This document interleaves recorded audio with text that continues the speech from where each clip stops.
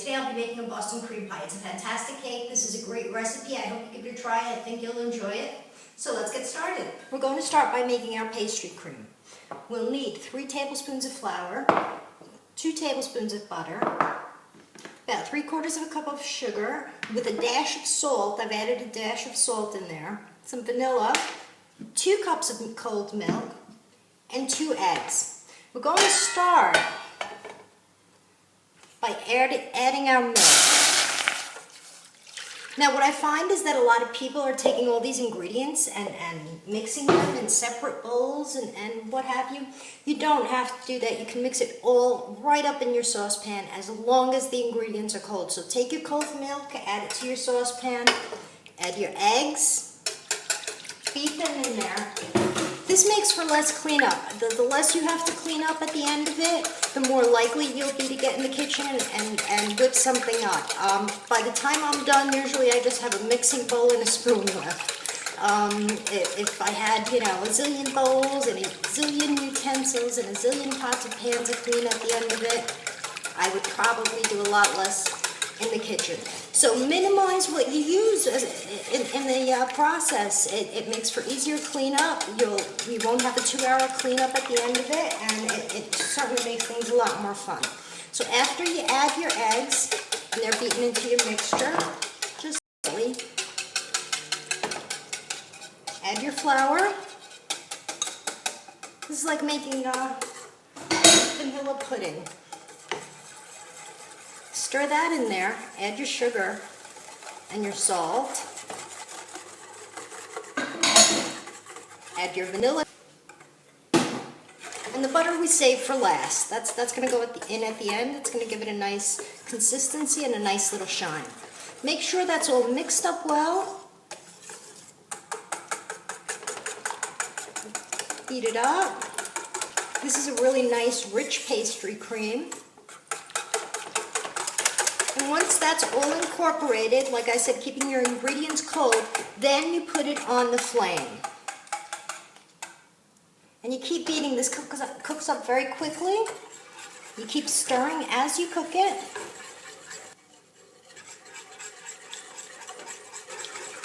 You don't want to leave this unattended. This is way better than making your creams, your pastry creams out of corn flour or with corn flour or cornstarch. This is an all flour. You can make all your pastry creams with flour. I find they actually come out better. And it's healthier for you. Using flour does lengthen the process just a tad bit, not by much. You do have a much better result in the end. So it's well worth doing. And what you're looking for is the consistency of vanilla pudding. So you just wait till that thickens up and you see it cooks. And you want to lower the heat just a tad bit and let that flour fully cook through. Let your mixture thoroughly cook so you don't get a floury, pasty flavor. It's definitely starting to thicken now. So you want to stir it until it's got a nice, smooth, creamy consistency. Just keep whisking it.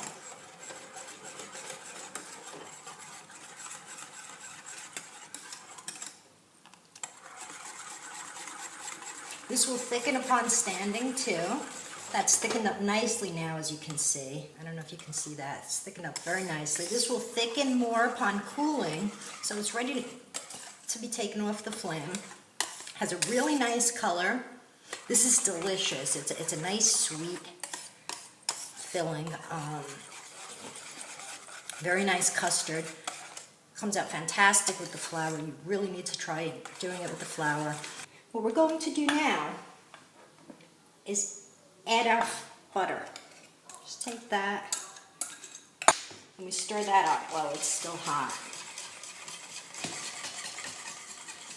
This will give it a nice shine. It'll give it a little bit of extra texture. But like I said, this is a fantastic tasting cream. You can use it for other things too. I don't know if you can see that. It has a great color, great consistency, smells delicious. So I'm going to transfer that to our bowl now.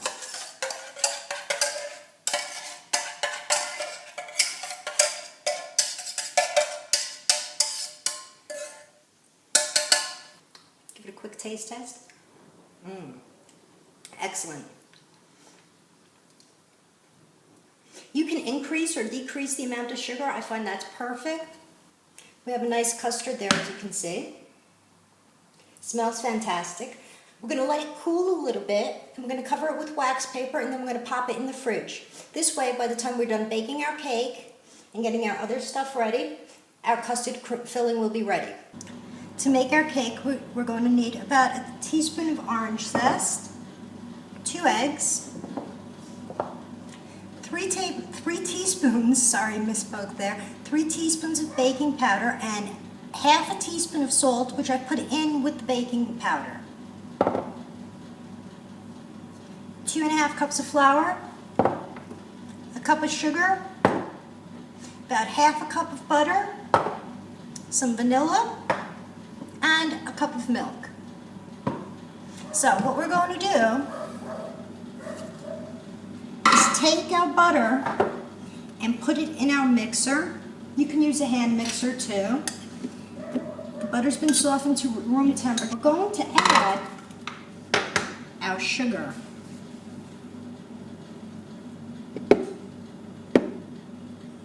I'm going to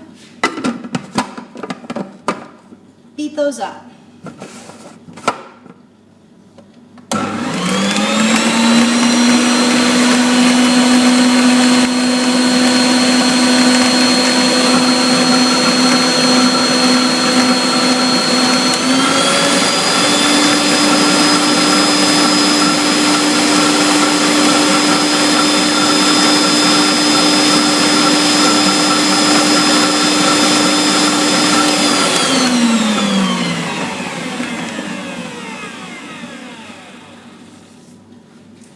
Once we beat those up, I just want to get those incorporated. We're also going to take our eggs and add those in.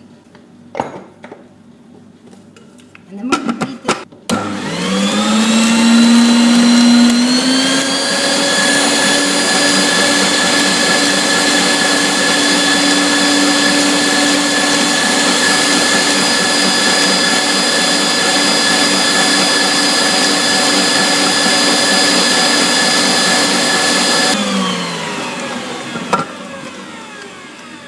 Once that's thick and creamy, I'm just going to reach in here and scrape off the sides every so often, make sure everything's in there. Once that's thick and creamy, as you can see, we can go ahead and add our orange zest. Let's get that in there.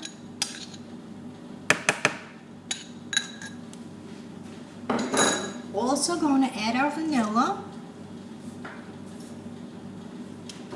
and we're going to add our milk.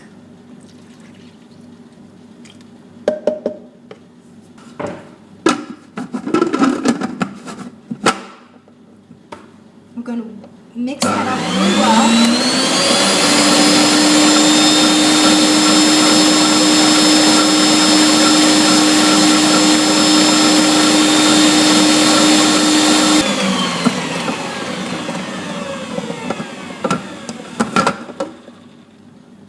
Once that's mixed up really well, we want to incorporate our flour. So keep your mixer beating well.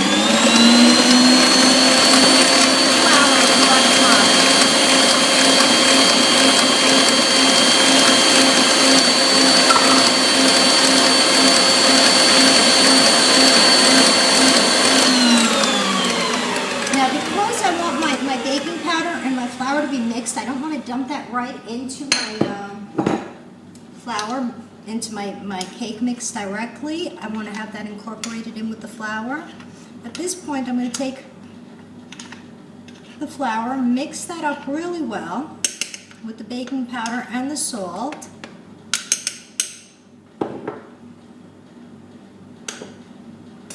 And I'm going to dump that in there. I'm going to mix that.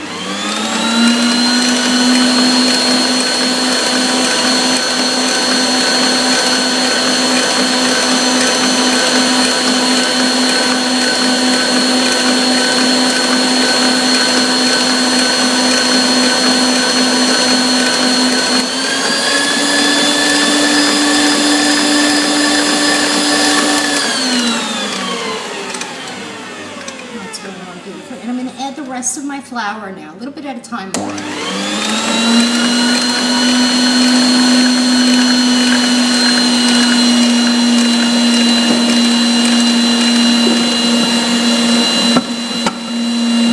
I'm going to let that mix really well.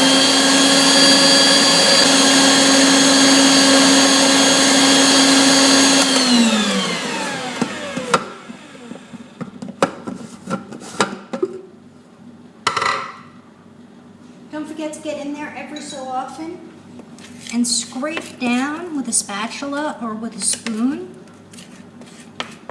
everything off the sides and make sure that gets in there. You don't want any little bits of flour or whatnot floating around.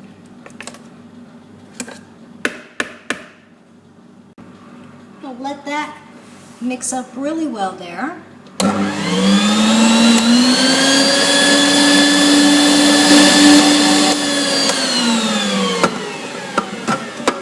Once that's mixed, we have fantastic batter. We have an awesome batter there.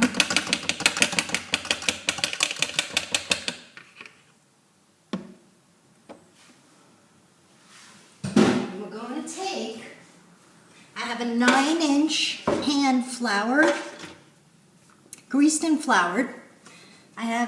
We're going to use 2 of those. You're going to need 2 9-inch pans. You can use a larger pan, you can use a springform pan, but I find the 9 inches nice to go with. And what we're going to do is pour our batter into our pan, making sure to split our batter evenly, making sure that our layers will come out even.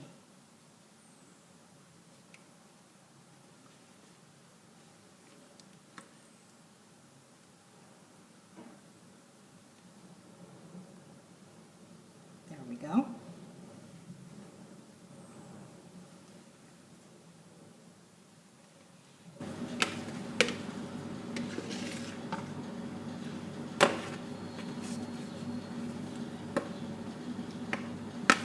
You might want to use a spatula to get all your batter out.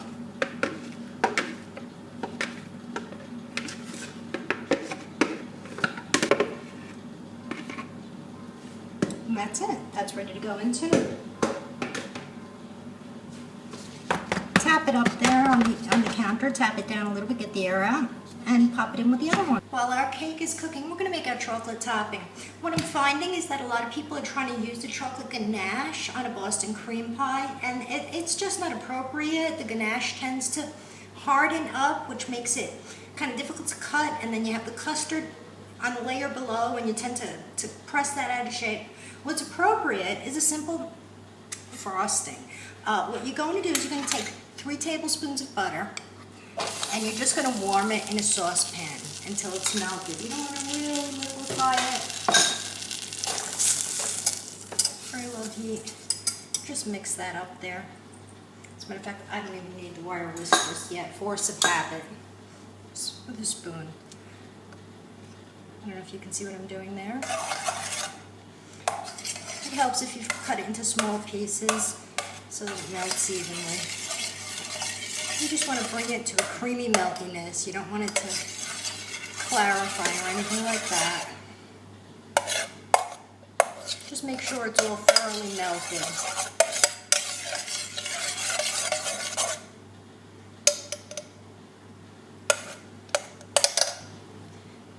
So we're going to use cocoa powder. We're just going to stir in at first 3 or 4 teaspoons, I misspoke again, teaspoons of our cocoa powder into our butter. And we're going to incorporate that because it is very light and it does tend to powder off and fly out as you're stirring it. So I'm going to mix that in there. As you can see, it's mixing in nicely. this point, we want to add our powdered sugar. You're going to need about 1½ cups of powdered sugar.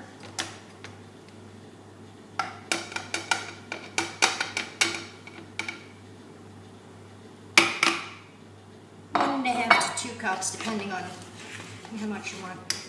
We're going to add a little bit more cocoa powder. Total of 6 or 7 teaspoons, depending on how dark you like it. I like mine really fudgy, so I put like 6 or 7.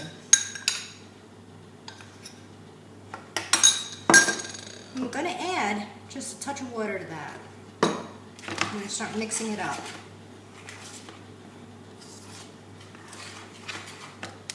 Add a little bit more water. You just want to keep adding water till you have the consistency you want.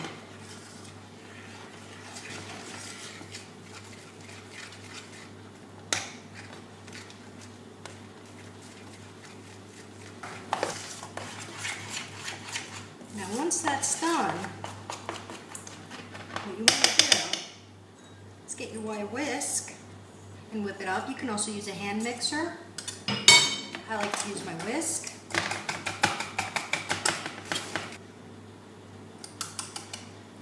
This is the perfect consistency. I don't know if you can see that, but it's nice and thick. Like I said, the more you whip it, the thicker it'll come out. It tastes fantastic. And it goes really well with the Boston cream. Like I said, it won't force you to cut through. And press down on that cream layer, that custard layer. It really complements the Boston cream nicely. This is what you really need to make if you're going to make a Boston cream. So we're just going to let that sit and cool until our cake's ready to come out of the oven. And by the time we're ready to assemble our cake, our Boston cream pie, everything will be chilled and ready to go. A good way to tell if your cake is done is when they're golden brown on top, when it's pulled away from the edges, and if you stick a toothpick in the center and it comes out clean. These are going to be easy to remove. We're just going to run a knife around it to make sure. And what I like to do is I like to put a piece of wax paper on my wire rack and just flip it out onto that. Here's our second layer. I'm going to run a knife around it.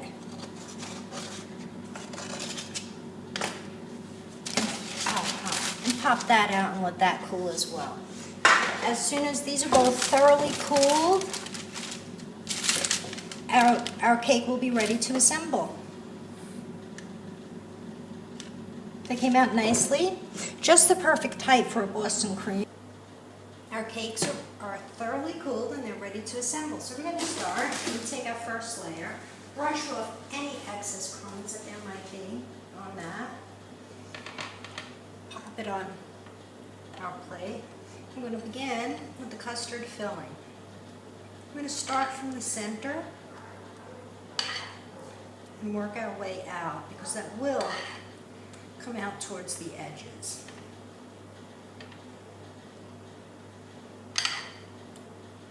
You want to get a nice thick layer of custard there.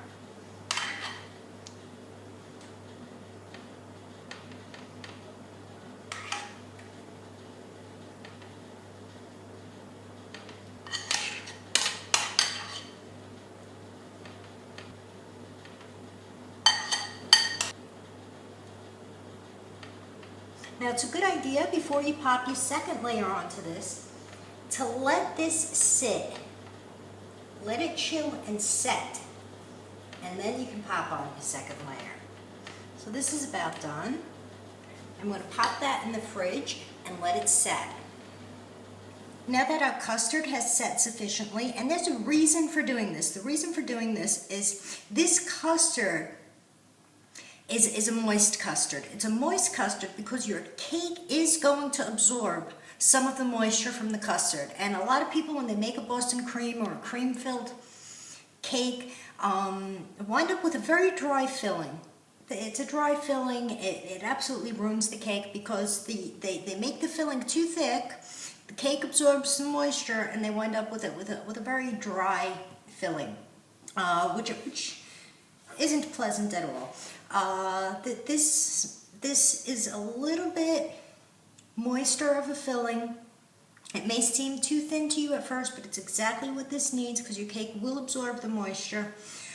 You let the custard set on your cake. If you see any, moving over your edge, just run a knife around it.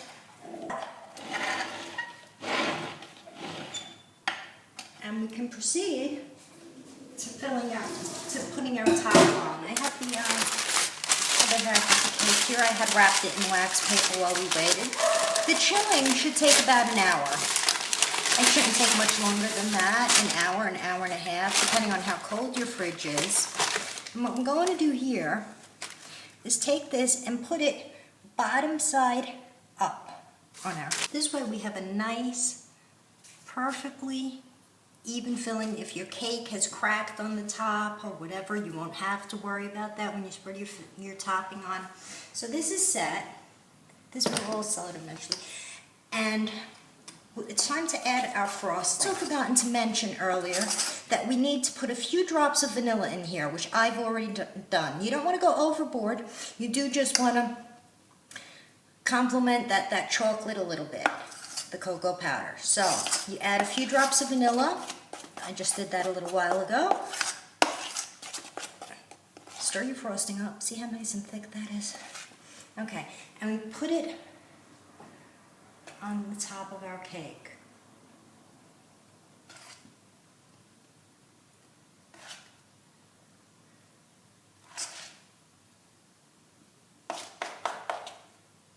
This is the best part. You almost want to eat it right away. It's not quite ready. But when it is, it's fantastic.